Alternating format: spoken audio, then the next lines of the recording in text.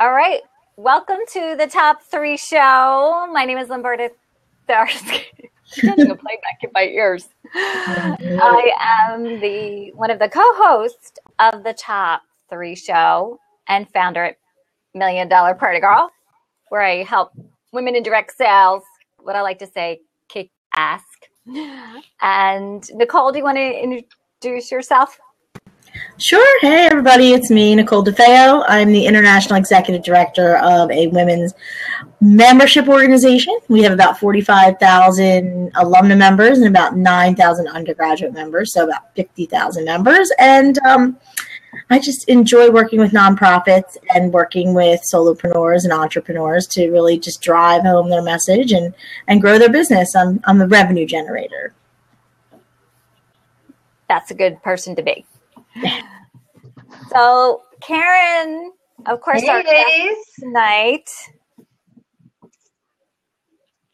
So, do you want me to introduce myself? Real quick. Hold on, sorry. Thought I saw. Oh, okay, that's joke. Somebody said they're saying they can't wait to hear about LinkedIn. Oh. So, you are a social media brand strategist.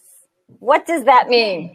You know what? It means that I help people understand how to tell the story of their brand on social media, not just have pretty Facebook pictures, cat videos, all that stuff, how to use social media to bring more profits to their business, right? So I help them create that strategy. And I think that's something that everybody wants to figure out. I just did a Periscope before this, and I joke that for me, going to LinkedIn is like going to the dentist. I know. And that's why I'm here, Lynn. That's why I'm here. Because I know that so many people feel that way. Yeah. So should I just tell you a little bit about why I'm kind of so passionate about LinkedIn? Yeah. Tell us the backstory. How did you really become the go-to expert for LinkedIn? So, my business, I have a couple different businesses, but it's like a social media agency, and we help typically not small businesses. They're usually people that have a little bit more of a budget and they hire us to do and execute their social media strategy. So we do social media, from soup to nuts, different platforms for different people, right? So not everyone needs Facebook, not everyone needs Blab, not everyone needs Twitter. But I was finding that I really believe that everybody needed LinkedIn, because for me, I really think that a mistake that a lot of people make with their social media marketing is they start with promoting their business brand and they forget about their personal brand. And we live in a very personal marketing world, right? We want to know about the people we do business with. So people are Googling you. They're putting your name. They're putting Lynn Bardowski, right? Nicole DeFeo, Karen Yankovich into a Google search, and they want to see what comes up, and what's going to come up is your LinkedIn profile. So if you're using social media, if you're marketing online and you're not taking the time to first create a strong personal brand, then you're kind of starting off with a weak spot. So I started to really kind of get a little evangelistic about it, and, really showing people the importance of, at the very least, having a great profile, because people are going to check you out. So you want to check out, right? You want to make that great first impression. Obviously, there's a lot more to it. I think that you can get some business on there. I think there's a lot of great strategy, but at the very least, you need to at least feel comfortable when you click those connection requests, accept those connection requests. You have to feel confident. And LinkedIn does a very good job of telling you how complete your profile is, right? Yeah. Yes. Yeah. But you know what I think about that? I kind of feel like that's just, did you fill in all the blanks? So to me, it isn't really about just filling in all the blanks. It's making sure that, that you're really embracing your inner rock star in your profile, that you're using keywords in the right place, so that, let Google send some clients your way, right? So, use keywords in the right place and really tell the story of your personal brand on LinkedIn, not just kind of filling in all the box, making sure you filling in all the boxes is a great start, but having some strategy behind it, even better. So I talk about keywords all the time, and, in everything we do, and especially our social media profiles, from Facebook to LinkedIn to everywhere we are. Why don't you talk a bit about keywords? Because I think a lot of people don't know the power of using keywords to be found. Yeah. So a keyword is, think about what are people searching for that you want to come up as the search result. And if you're not sure what people are searching for that you want to come up as a search result, ask your clients. Say to them, if I went out of business tomorrow, what would you Google to try and find another me, right? Like, what are those words that you would use? And because when you've got those keywords in the right places, then again, like I said, let Google have LinkedIn is a huge search engine in and of itself, right? Let LinkedIn bring people to you. LinkedIn, if you do a search, LinkedIn is going to, either bring your name up or not. And I actually have a really good example of this. I have a client who's a real estate agent, and in the town she's in, there's another real estate agent that is like the person to go to in that town. She has a kick-ass LinkedIn profile. But when you put in their town real estate broker or real estate agent in LinkedIn, she doesn't even come up in the first 2 pages because she's not putting the keywords in the right places. Right? There's another realtor in the same town who has a crappy LinkedIn profile, but somebody must have told her where to put the keywords, so she comes up first. Right? So, here's this woman that's putting all this time into creating this great profile, and no one is showing the profile because she didn't put keywords in the right places. And it's, I can tell you a little bit about on LinkedIn where that is if you want, where to put those keywords. Yeah, why don't we talk about that? Because I think we really, got people excited about that. And then we'll really go into some do's and don'ts. And I know Nicole. So Nicole leads this huge women's organization, 50,000 plus members of not just college age women who are going to want to get a job, but also the alum. So I think, Nicole, you probably hear a lot about this too.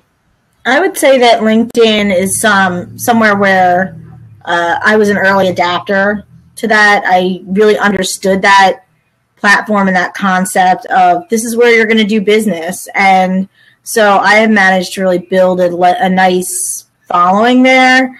And it really does help. I think you can make more business connections on LinkedIn than anywhere else. And like you said, there are so many tips and tricks, and I'm just excited to hear what Karen has to say about them. That's why I'm just sitting here quietly, because I'm like, good info. Just keep coming with it. I can tag off anything you guys have just said. Can we talk a second about your college students? Because I'd love to talk about that for a second. Yeah, sure. That's great. I think the important thing though is that the one difference I would say that Karen, you can tell if this is something that you do, but I definitely, so on Facebook, I'm more apt to friend you if you know someone I know.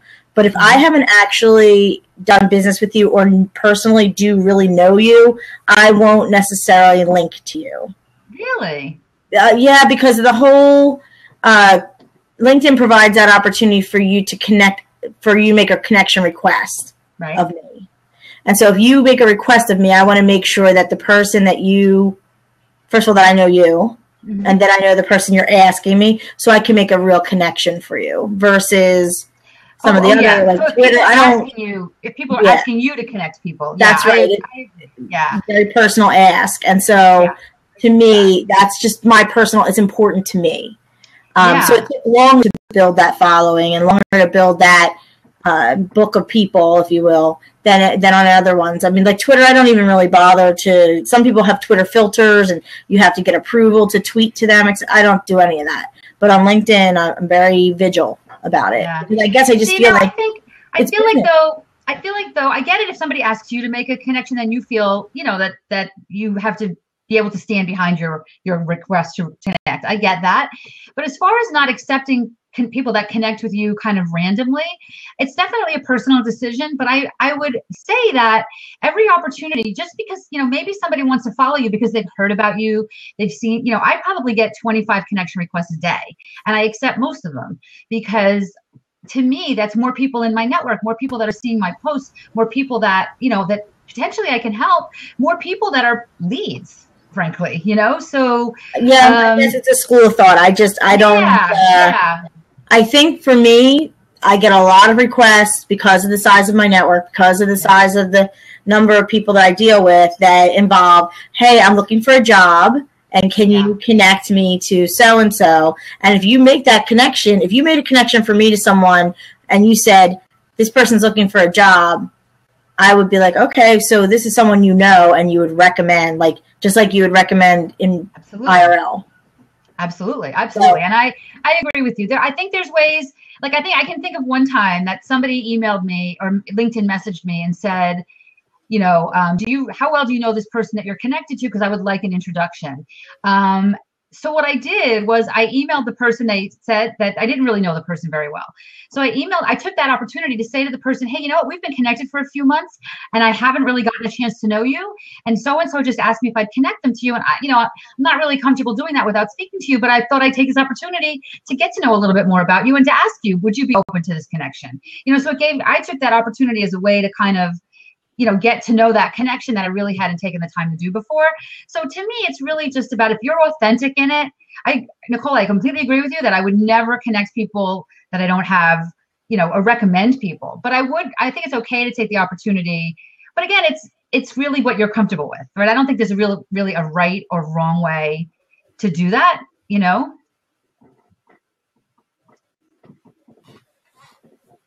So kind of like, can you guys hear me?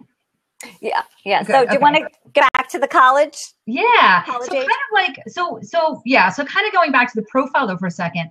Imagine if you're a college student graduating, looking for a job, and you've taken the 4 years that you've been in college, developing a LinkedIn profile, connecting with your professors, connecting with the editor of the newspaper that you write for, connecting with the people that are your bosses at all the college jobs you have, and getting recommendations from those people as you go through college. And then maybe even taking one of the hundreds of papers that you write, take 5% of them or 10% of them, create LinkedIn long form posts of those papers, right? So they're like mini blog posts. See what you could repurpose as that. When you graduate, you are far and away ahead of most of your competitors in the job market. If you've taken those 4 years and really developed a great network authentically, right?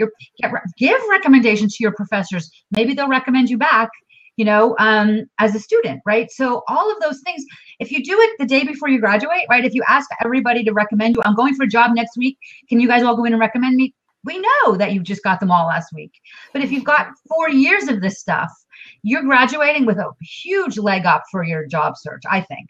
So that's kind of like my PSA, my public service announcement to college students. I speak a lot at colleges, and that's why, because I think it's really important that they understand, that the end game is when you graduate and you've got a robust network and a robust profile.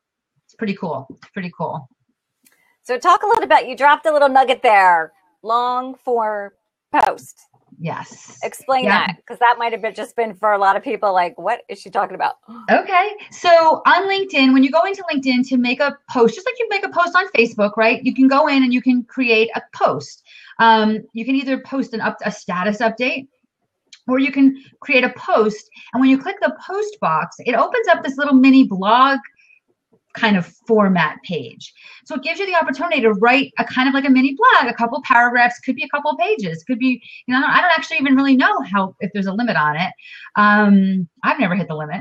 I'm pretty verbose, so you can create you can create content that establishes you as an expert in your field and what you're at. So when your LinkedIn profile says I'm a social media expert, but then you've got these LinkedIn long form posts that are part of your profile that talk about what you like to talk about with social media, it kind of helps people kind of get your point of view, understand if you really know what you're talking about, and really enhances that personal brand that you're trying to create on LinkedIn, right? So that when you come up in those Google searches, not only are they seeing all the things that you said about yourself, they're also seeing some content that you've written to let them know whether or not they think you really know what you're talking about.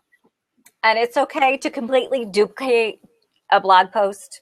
You know what? I'm gonna give you a disclaimer that says I am not an SEO expert, but I have asked a ton of SEO experts.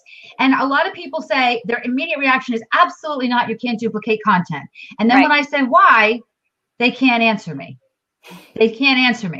Here's what the best of my knowledge, first of all, let me say, I duplicate my blog posts. If I blog, let's say I blog March 1st, somewhere around March 25th, the end of the month, I'm going to take that same blog post from March 1st, so maybe 3 or 4 weeks later, and I'm going to go in and put it in as a LinkedIn long form post. And I copy it literally word for word because I don't have time to spend 20 minutes reformatting it. I put a little thing at the bottom that says this post was originally posted on Karen Yankovich's blog. and here's the link. I also put something like, did you like this? Grab my free first three things to do on LinkedIn video series. And I hit send, and I don't even do it. My assistant does it. So, it costs me, I don't know, $25 a month maybe to have, because she just copies and pastes. It takes her no time. Yeah. What I understand, could the worst case scenario is that you're going to confuse Google, and Google won't know whether, when somebody searches, if I wrote a blog post on LinkedIn long form post and somebody searches Yankovich LinkedIn long form post, Google doesn't know whether to send them to my blog or to my LinkedIn page. Now, I think Google's smarter than we give it credit for. If it's been on my blog first for at least a few weeks, Google knows that, and that's where they're going to send the traffic to. But if the worst case scenario is they send it to my LinkedIn post instead, I'm okay with that. Do you know what I mean? It's not like, to me, it's not like I'm losing that viewer. It's just, I want them to go to my blog, of course, first. But if they don't get to my blog yet, they still get to see my content. If that's the biggest downside, I'm okay with that. But again, that's just me asking 4,000 people their opinion on that. I've asked a ton of people, and that's, I can't get an answer that there's any bigger downside to doing that. And there's a huge upside. You're giving yourself a lot more SEO in the Google sphere, And especially establishing yourself as the expert, go-to person. Yeah. And when you start doing this, you're going to want to send people to your LinkedIn profile. When you have a great profile, and when you've got these LinkedIn long form posts, and it's really a robust place to go, you're going to put your LinkedIn URL on your email signature. You're going to put it, I have it on my business card. I don't know if you guys can see it, but I have it on my business card. If I meet you in person, that I immediately, I'm giving you this. I want you to connect with me on LinkedIn tomorrow. I may even beat you to it, but I'm encouraging that. So when you've got all this stuff there, it's a great way to keep those contacts that you make warm. I can tell you're super passionate. Let's get to it. I'm going to take a quick break to promote our sponsor of our show, Donna Romano Photography. She did our headshots on our opening thumbnail, and I'm going to share the link to her website. You got to check her out. Talk about personal branding. That's what she does. She does rock star personal branding headshots. Yeah.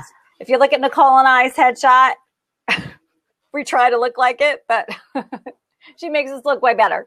Well, I noticed the picture. It was great. And, hopefully everybody that's listening to this understands that you need to have a great headshot for your LinkedIn profile too. You can't cut out your grandmother, or, you've got to have, it's your digital brand. It's all part of your personal brand. If you can't, listen, I think you should go hire, Dana. I think you should go hire Dana, because it sounds like I saw your pictures and they're great. But if that's not even in your budget, get 5 people together and then hire Dana. Go to your Chamber of Commerce and see if they'll sponsor something, where you can get some economies of scale and get a great headshot done. Absolutely.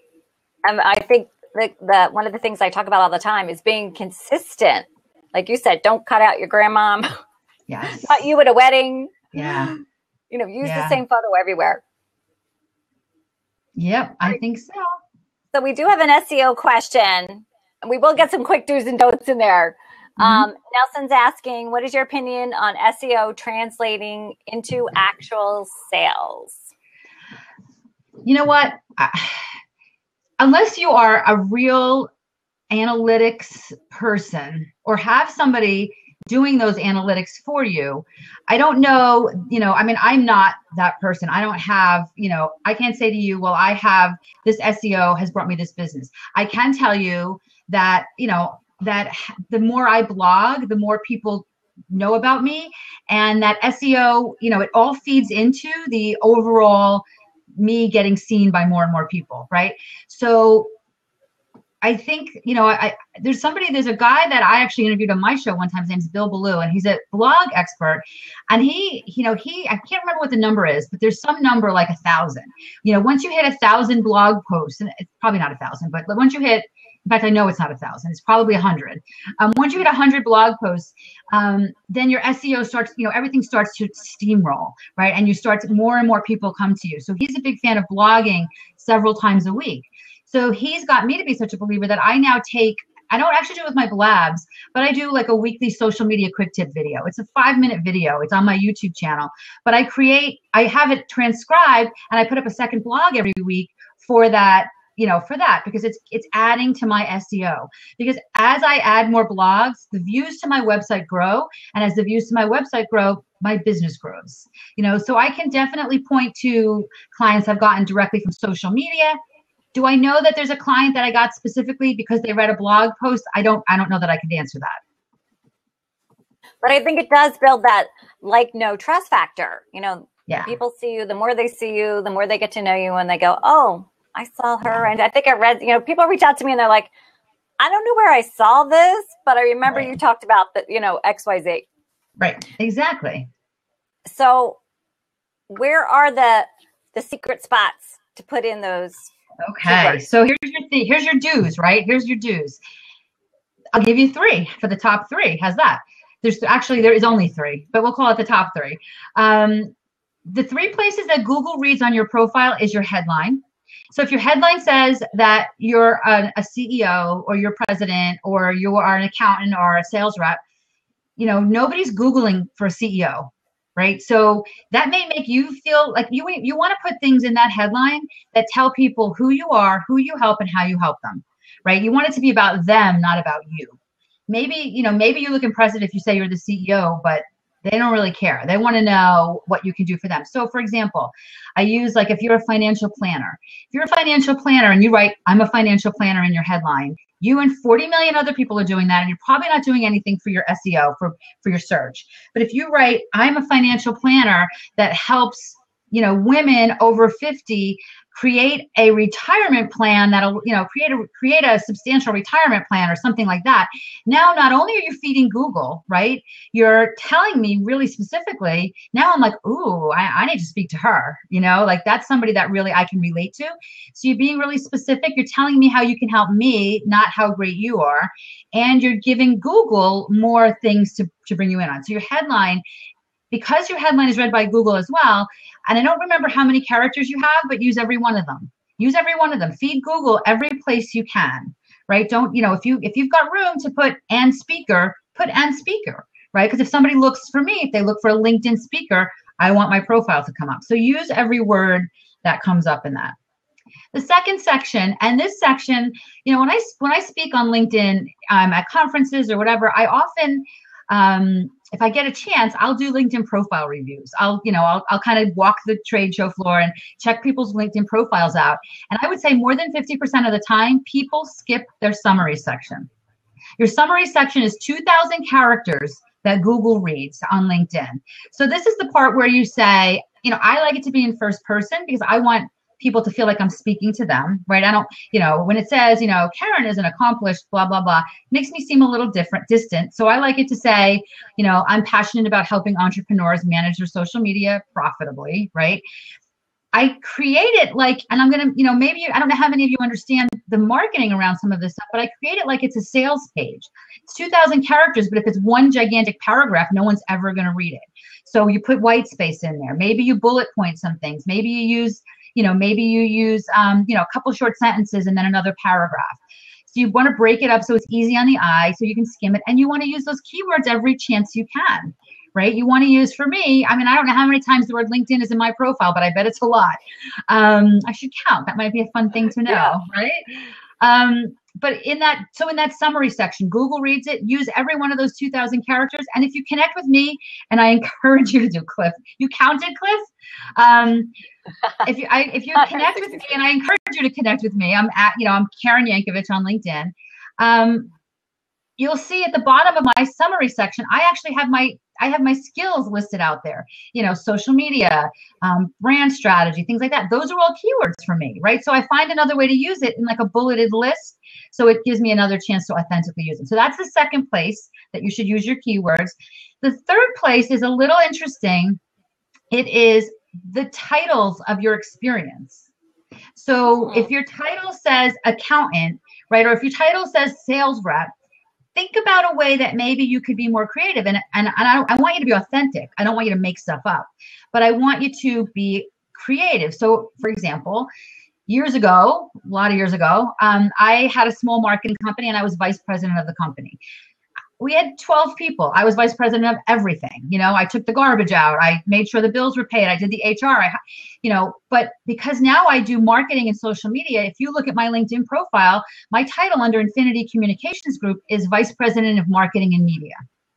If my current goal was, if I was doing more human resources, then I would use that. So what you want to do is think about what your previous experiences are and what's relevant to what you're doing now, and use that as the focus of those titles. If I just said vice president, nobody would care. But by being able to use marketing and media in there, those are keywords for me, and it gives me a way to kind of use them. So, you know, am I going to tell you did it wrong if you just say you were vice president? Absolutely not. But if you can find a way to incorporate those keywords into those titles, then, you know, do it. Pretty cool. So really focus on what you want to be found for, yes, right? Yes, exactly. What you want to be known for now and how you can help people. Like, what are people searching for, right? They're not searching for a CEO.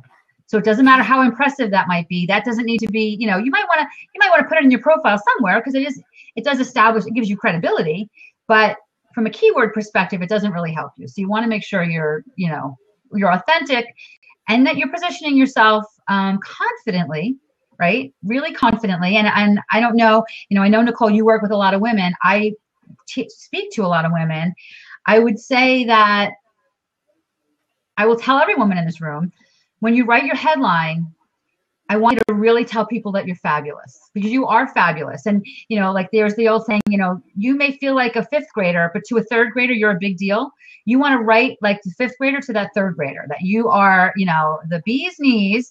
And if you don't feel a little queasy when you hit send, like, can I really say that? Then you haven't gone strong enough. Like, you've got to really put it out there and be really confident about your ability to do what it is you do. Well, you just shared some amazing nuggets. I feel like everybody's going to go to your LinkedIn profile and read it. Yay! So we can Copy it. We're, you know, just make it in your own words. I'm okay with that. Yeah, because I know my summary is in the third person. And that's not wrong. I just prefer it to be. I want it to be a place where people get to know me a little bit and they feel like they're connecting with me. My company writes LinkedIn profiles as well, and on occasion, I can get talked into doing it on third person, depending on, you know, the person's role and what they're doing. But for the most part, for my purposes, I really like, you know, and most of my clients, my small businesses and entrepreneurs, they really want to feel relatable. So I like it in first person. Yeah, and I really feel like that's the direction of marketing. You know, yes. More authentic, more just being yourself. Yeah. And Blab is a great example. Like, we're just here, you know, prior at our YouTube channel, you'd make sure you'd have everything perfect before you upload it. Now it's just we're just putting it all out there. Yeah. I would say, though, if you're looking for a job, you might want to keep it more resume style. Just if you're not like an entrepreneur trying to get business. Because as someone who hires people, I look at that and that's their resume. And so then I'm like, and I read it. And so if it doesn't follow that, not to be stodgy and old fashioned, but if it doesn't follow that suit, then I kind of am like, what is this person trying to do? You know what I mean? But to your point, Karen, if I'm looking for someone who's going to write my SEO stuff, then I'm looking for someone who's going to jazz it up for sure. Yeah. You know, and if you're looking at two fairly equal LinkedIn profiles, and one kind of says, I'm pretty good at this, and another one says, you know, I've converted 1 million of these, or 100 of these, and I've brought in $10 million or whatever. You're gonna go with the one that's really much more confident, I think, for the most often. So you really kind of you don't have to be braggy, but you've got to be confident. Karen, can you see Dana's question in the chat there? Yes. Let me see. So, question from Dana. Highlighted it for us. Are touchy-feely posts on LinkedIn acceptable? I feel sometimes about how to create content for LinkedIn that reflects the type of business. See, here's the thing. Acceptable, there's no one right or wrong. There's no one right or wrong answer to that. You know, I mean, touchy-feely, I think, is okay if it's your brand. You're not going to see a lot of touchy-feely from me. You're going to see some, because I want people to feel like connected to me. Like, if I like, I could be touchy-feely, and I didn't promote this on LinkedIn, but I should have. But I might have said, I love hanging out with Lynn. I'm excited to get to know Nicole. You guys can come join me. I can be a little touchy-feely about that, because it's my personality.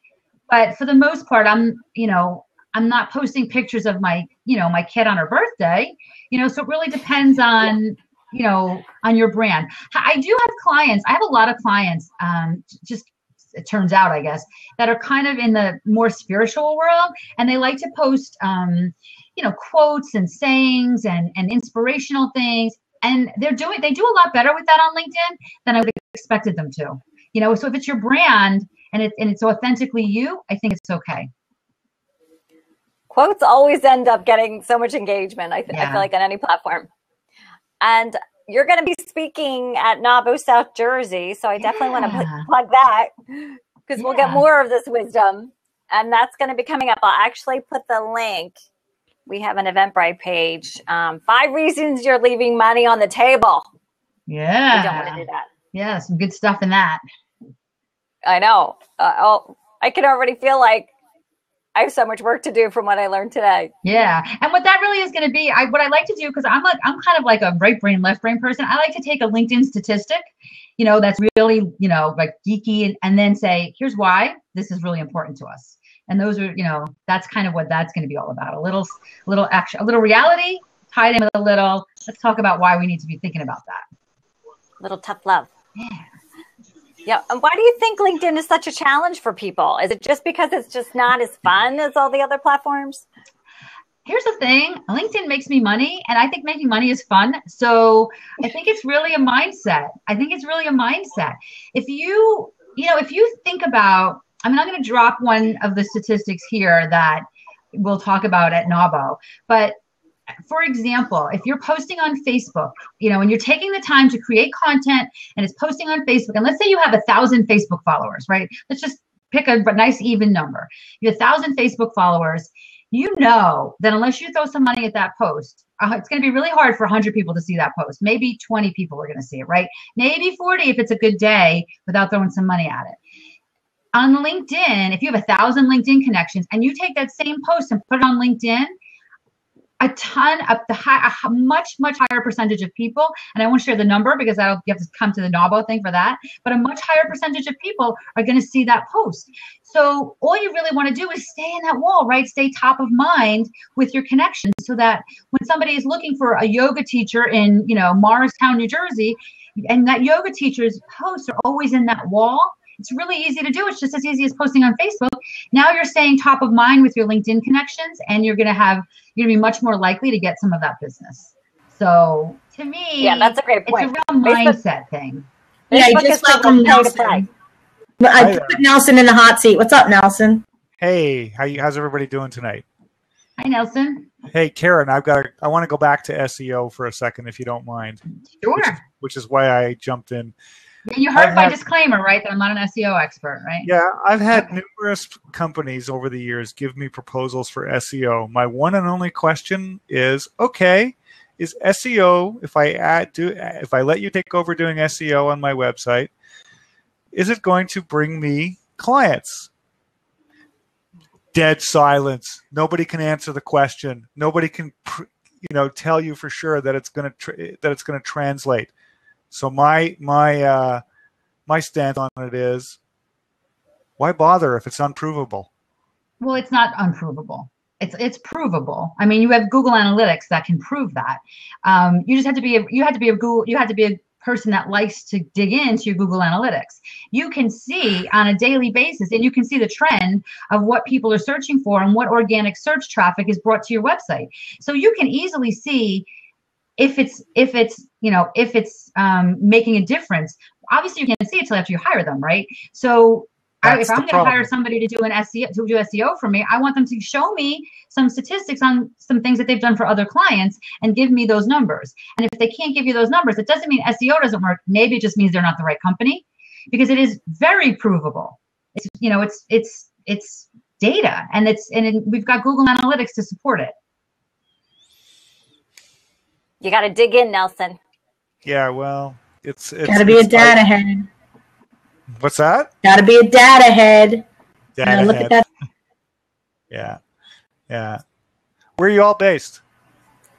I'm out of Philadelphia. Philadelphia. Okay. Jersey girl. Me too, Jersey Where- girl. Okay. I'm in Toronto, Canada. Ah, the Great North. Yeah. The Great White North. Yes, yes. It's good. I spent a lot of time up in Canada. We have some chapters there. Okay, cool. Very cool. A lot of No, Vancouver time. I really like the subject matter about a lot of the stuff you're talking about. So that's why I jumped in. It's good. Well, thanks for joining us. We appreciate it. Yeah. Okay. Frank, All right. Frank Clark is saying that SEO keeps changing, Google keeps changing the algorithms, and they're emphasizing more on mobile, which I've been reading. I mean, we're living in a mobile world, right? That's where the future is. Yeah. Well, Yeah. things do change a lot. And I actually am a little bit of a data head, but there are times that you just have to, you have to just kind of trust in it, and you have to just kind of watch it. Like I'm doing some Facebook ad stuff right now, and there's some stuff that I don't understand how it works, but when I test it, it seems to be working the way it says it works. So I'm going with it. But in 2 weeks, they may change the algorithms, and I need to, because there's no real explanation of how that's happening, right? So, and that's the same with Google. It changes a lot. So if you want to be a data head, you've kind of just got to stay on top of it and keep an eye on it. And if you see some shifts, then you've got to shift along with it. Yeah, Makes sense. Yeah, makes sense. And talk to your customers. The first thing I do when I get a new customer, I say, "How did you find me? Where did you hear about me?" Well, mostly for me, it's word of mouth because I do public relations. I do corporate PR for people, for companies, and it's all based on doing good work for other companies, right? So you do good work, they're going to spread your name. It's that simple. Yeah. Well, you know what? I would say that what it might not be as simple though as you're asking it to be. So we all know that if we're in sales, right? People don't buy the first time they see it. Maybe it's the 5th or the 10th time. But if they find your blog from an SEO, from SEO, and then they opt into your email list because they saw something cool, maybe it'll be 6 months before they actually buy something. So I don't know that it's as concrete and as trackable as you want it to be. I think we have to just watch that it's trending in that the efforts that we're making is trending in the direction we want it to trend, because we've got to be good at funneling them. Once they hit our website, listen, SEO can bring them to your website, but if your website sucks and it doesn't convert them, that's not SEO's fault. Do you know what I mean? So yeah, there's a lot more to it than just does SEO work, Makes sense. it's a dating period. People have to get to know you before they're going to buy anything.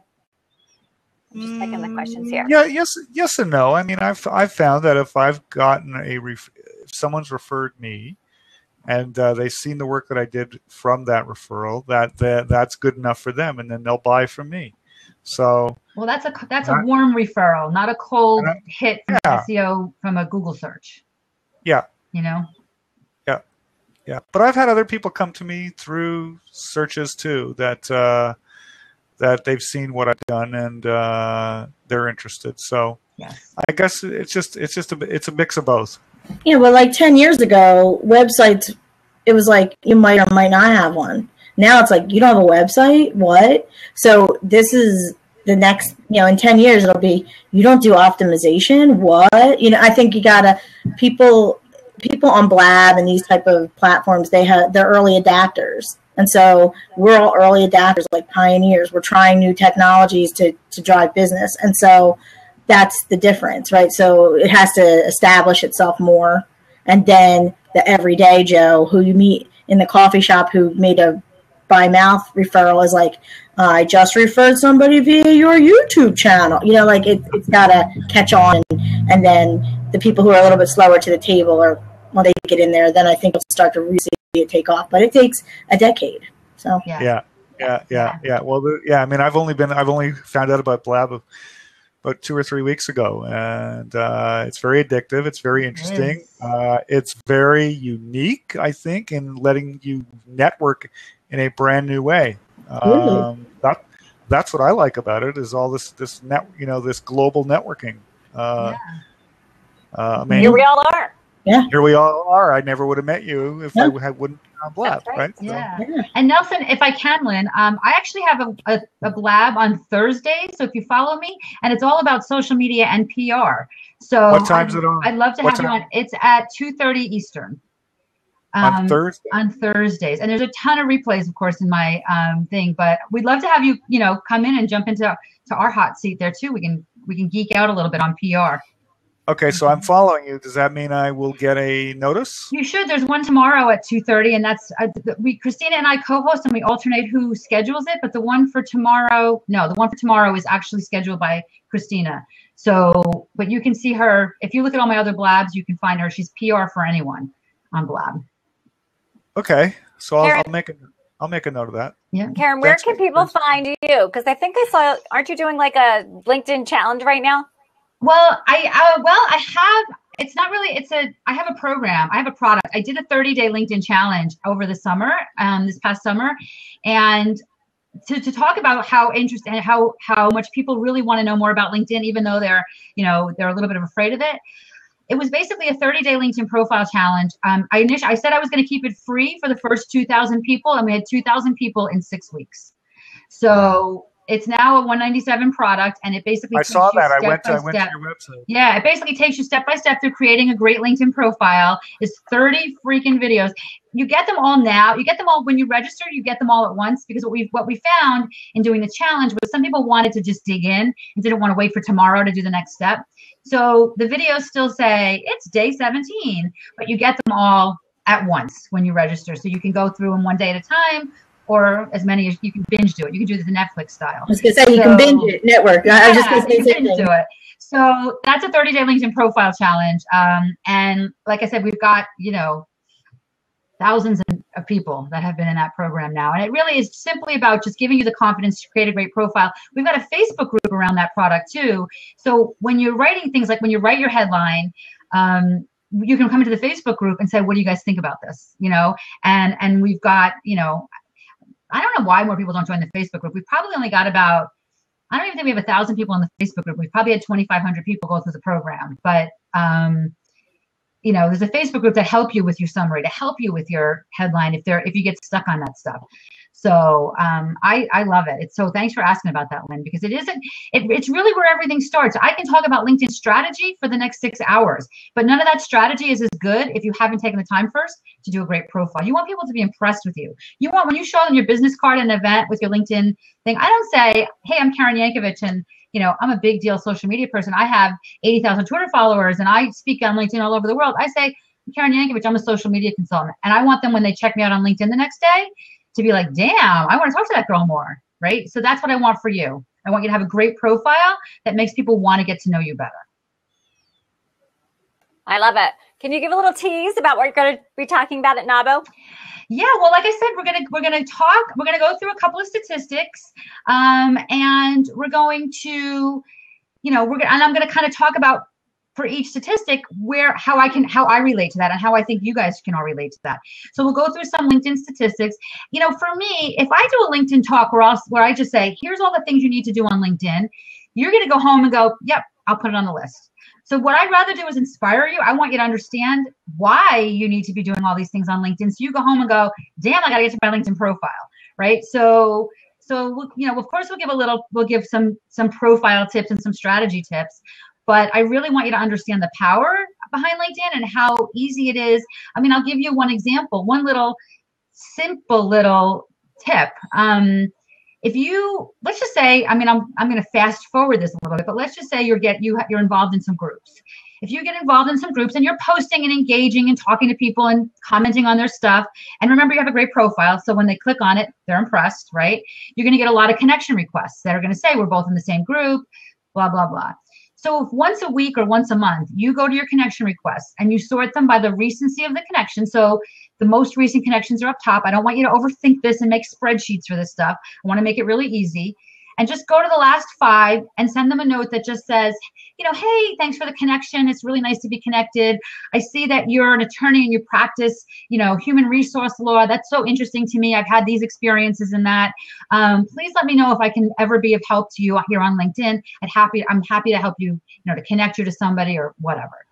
if you do that to 10 people, probably 5 to 7 are going to respond, and they're going to just reply back. And you didn't pitch them. You said, how can I be of service, right? But you have a great profile, right? So they want to get to know you. They respond back, and they, maybe some of them will say, hey, really nice, whatever they say back. Your next goal is to get on the phone with them. Your next goal is to say, let's talk. Maybe there's some business opportunities we can have together.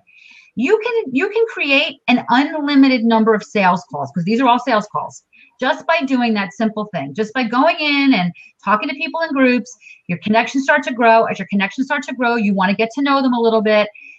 You have to go into these calls not knowing what your expectation is. You might, if you look at it and go, I have no need to talk to this person. There's no business we can ever do together. Forget it. Give it up. Do something. Go hire somebody to sell for you, right? If you go into those calls saying, let's talk. Maybe they do something you have no need for, but you know what? Their brother has really nice need for you. They can give you a warm introduction to 3 people, or you can give them a warm. And maybe the best thing you can do with them is you introduce them to people. But now you're buying yourself some equity. You're buying yourself some social credits here. And sometimes they're going to remember that you helped them, and maybe they'll refer somebody back to you in a month, right? So it's a really, really easy way. It's network marketing on steroids. It's simple, stupid, simple, easy. If you just get in the swing of it and get in the rhythm of it. I'm going to give up. That's brilliant. No one has ever done that. I'm going to give up the seat, ladies. Thank you for your insight. Nice to know you, Nelson. Thanks, Nelson. Okay. I'm sure we'll see you again. Yeah, we're going to wrap it up. So thanks so much, Karen. This was a lot of fun. I'm excited to see you. Yeah. A couple of weeks. Me too. I'm really excited about it. I'll be on your blog show coming up. Yeah, I'm excited about that too. I've been talking about you for the last couple of days, Lynn. So I hope we've got lots to talk about. You know, if your ears have been ringing. Yeah. They have. Yeah. You 2 have to come to Philly and have coffee with me. Absolutely. When I'm back. I'm going to LA now. My daughter lives in right outside of Philly. Where does she live? I forget. Phoenixville. Good. Oh, that's kind of far. I have in-laws that live out that way. I'll be back from LA on Monday, so we'll make it happen. Sounds good. And then we're all going to go check your LinkedIn profile. Yeah, connect with me. You'll be getting all those alerts. Someone has looked at your profile. Yeah, that's good. And those are all, by the way, more sales opportunities. Why? Hey, especially if you see people have looked at your profile, right? Like if you see, like if I see Lynn looked at my profile and I reach out to Lynn, I don't say, hey, Lynn, I see you looked at my profile. I just reach out to her and say, hey, Lynn, it's been a while since we talked. And Lynn's going to come back and say, I was just thinking about you. Like it was the universe or some miracle, but really it wasn't. It was just you and LinkedIn, helping you bring that miracle together. And following up on it, right? Yes. Yeah, absolutely. All right, thank you. All right. Thank you for all your wisdom. We appreciate it. Okay. We'll make sure this goes up on YouTube so people can watch it later. And of course, you can watch the replay. It lives forever on Blab, which is another reason I love Blab. And we will see you soon. Yes, and I promise to make an investment in a new microphone. Bye, everybody. Bye, guys. Bye. I'm kicking you all out. We'll be on Blab next Wednesday at 8 o'clock with everyone.